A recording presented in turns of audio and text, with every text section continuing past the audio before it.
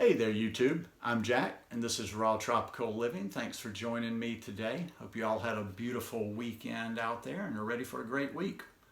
Can't complain here, just a mellow weekend. Watched some college football yesterday. Got out and walked a little bit today. Got out to the old golf course this morning, and yeah, just another great weekend. And I was doing a little bit of reading this morning, and I wanted to share with you 5 lessons to live by.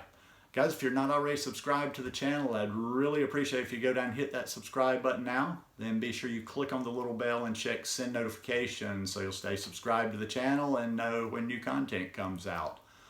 I think everybody would have to agree that 2020 has been a tough year.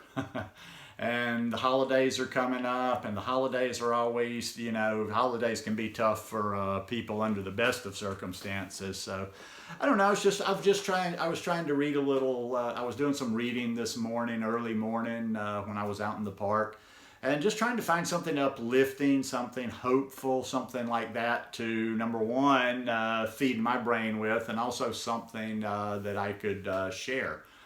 Yeah, I'll be honest with you, and it's counterintuitive. I've gotten a little bit away from my practices, and this was not the year to do it. I'm just starting to get back to it. In fact, I was doing some last night. I'm starting to get back to doing some breath work and meditation, and I'm feeling a lot better. But I said, let's do some reading, and I came across this. Haven't been reading any Dyer in a while, and this one just really resonated, and I hope it will resonate with you as well. It's all simple, practical stuff. Don't take stuff too seriously. Sometimes I'll read an article like this and you get the person that's just like picking everything apart, almost like, well, I'm not sure about exactly. Just kind of go with the flow and take from it what you can. Number one, when you change the way you look at things, the things you look at change. And some of these you've probably heard before. You've probably seen them on a meme. You've probably seen them posted, and you may have heard them a lot of times. But think about them. Sometimes I've seen some of these things, and then I go back and I read and I really think on it, and I'm like, wow. Sometimes you see things out there, with all the stuff passing in front of you on social media. Sometimes you see things without really seeing them and letting them sink in. So when you change the way you look at things, the things you look at change. Do I live in a friendly or hostile universe? This is the fundamental decision everyone makes, according to Albert Einstein. If you see the world as a hostile environment full of hate, jealousy, and anger, then that's the world you create for yourself. That's the world you will live in. Seeing the world in this way is your choice and your choice only. If you see the world as a positive, friendly, and happy place to be, then that is how you will live your life. And that doesn't mean, listen, like that's what I'm talking about, breaking things down and being really picky about it. Doesn't mean we can be in really bad circumstances, but we can always see things a little bit different. Doesn't mean that you're going to make things great, but it can help. A lot of these little things, yeah, they're not cure-alls, but they can help you in certain situations. Let's see. This is a half, I forgot exactly where I lived off. This is a glass half full type philosophy. Those who see their glass as half full are not only happier and more content, but they attract more people into their lives, because who wants to be around, people that are always negative and down? People are naturally drawn to a positive and infectious outlook and will look to connect and associate with them wherever possible. The opposite applies to the glass half empty point of view. Those who know you will eventually look to distance themselves from their negative and cynical attitude. And I know, like, I was reading that and I'm thinking, well, but maybe people need you in those times, but it's just human nature. When somebody is just constantly being negative, spewing nothing but negativity, it's almost like two magnetic forces coming against each other. They repel each other. People just don't want to be around them. So just by improving your outlook a little bit, you're around more people, you interact a little bit more, and can improve your situation. Number 2, there are no justified resentments. I had to sit with that one just for a minute. As Dr. Dyer states, this is one of the hardest things to learn, understand, but mostly practice. Everyone has been wronged at some point in their life. We are hurt by people we love, deceived by those we trusted, let down by those we admired, and used by those who take more than they give. This happens to everyone to different degrees throughout life.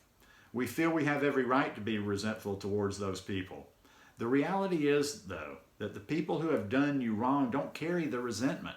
They don't carry the anger, pain, sense of loss, or frustration. These people don't carry the hate, bitterness, the jealousy, or the depression. You do. You are the one who carries all of these negative emotions through life. This person has caused you hurt and distress. That is nothing you can control now. What you can control is whether or not you allow them to cause you hurt and distress from now on.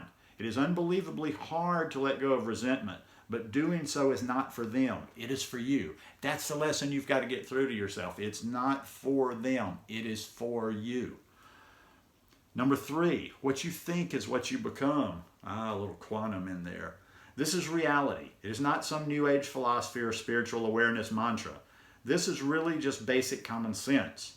If you want something enough and continually focus your thoughts on it, then generally your conscious and subconscious minds will find the actions required to deliver what you want.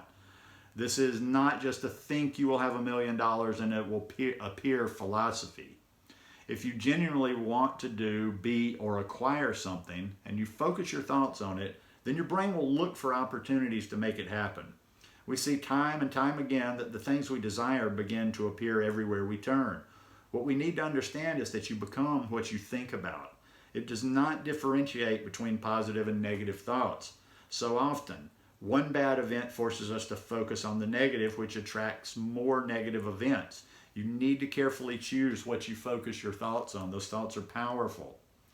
Number four, have a mind that is open to everything but attached to nothing. Dr. Dyer starts this lesson with one of my favorite quotes of all time. No one has ever known enough to be a pessimist about anything. When we close our minds to what is possible, we take away any chance of the genius within us coming out. Having an open mind does not mean that you already know and believe is false. It means you are willing to accept other views, ideas, beliefs, and values. This will help you, as Dr. Dyer discusses, from becoming offended. People go through life looking for reasons to be offended. Ain't that the truth? And this is the symptom of a closed mind that is attached to certain beliefs. When we hear something we don't agree with or see something we don't like, we become offended. People with an open mind are able to absorb this as a different point of view, a different belief, or a different value. And that doesn't mean that necessarily has to change your mind. You're just open to someone thinking different from you. Next time you feel offended, step back and ask yourself, is my mind open to learning more about this point of view? And number 5, don't die with your music still in you. What a brilliant lesson to live by. Everyone has something inside them that needs to come out. Thoreau said that we all march to the beat of a different drum.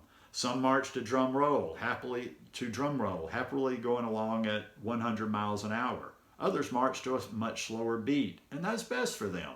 We all have, however, the music inside us. For everyone, that music is different, but we must let it out. We must allow our music out into the world. Your music might be a book you want to write, a painting you want to paint, or an instrument you want to play your music on. It could be a business you want to start, a place you want to explore, a person you want to form a relationship with, or even just spend time with.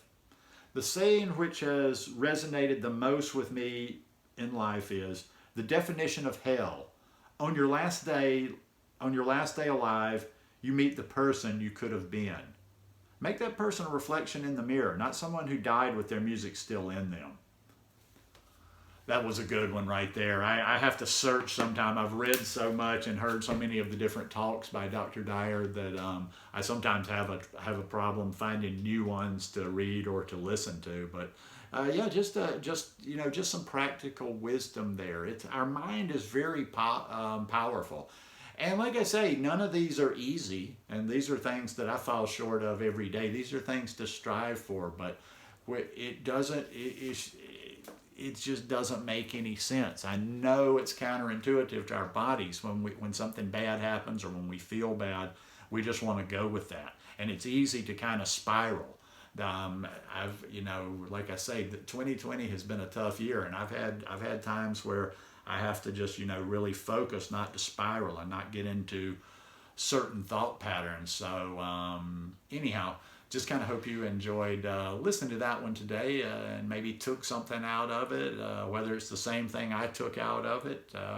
Anyhow. All right, guys. Hope you enjoyed it. If you like it, give me that thumbs up, and I will see you again in a couple of days. Have a beautiful week. Peace.